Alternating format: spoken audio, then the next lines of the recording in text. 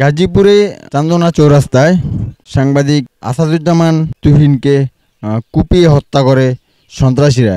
হত্যার সাথে জড়িত প্রধান আসামি স্বাধীনকে মহানগরীর শিববাড়ি এলাকা থেকে গ্রেপ্তার করেছে র্যাব 1 পোড়াবাড়ি।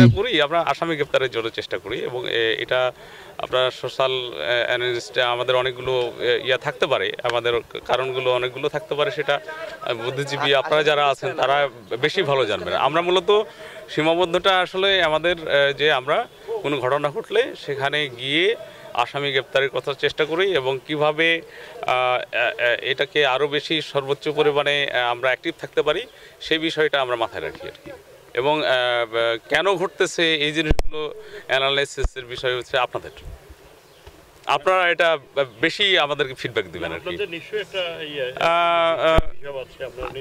আমাদের প্রফেশনালি যতটুকু আমাদের ট্রেস করা দরকার, সেক্ষেত্রে বলবো যে মানুষ অর্থনৈতিক কারণ হতে পারে, কনফ্লিক্ট হতে পারে, একে অপরের কনফ্লিক্টের কারণে হতে পারে।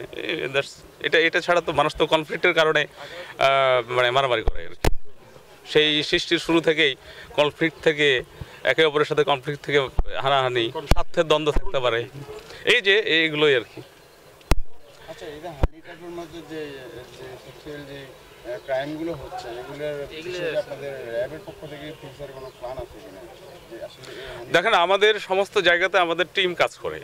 আমার সিভিল এবং আমাদের যে সমস্ত পোশাকধারী টহল আছে তারা কাজ করে এবং আমরা দ্রুততার সাথে এই জিনিসগুলো টেস্ট করতে পারি এবং আমরা রেসপন্স টাইম আমাদের খুব ভালো।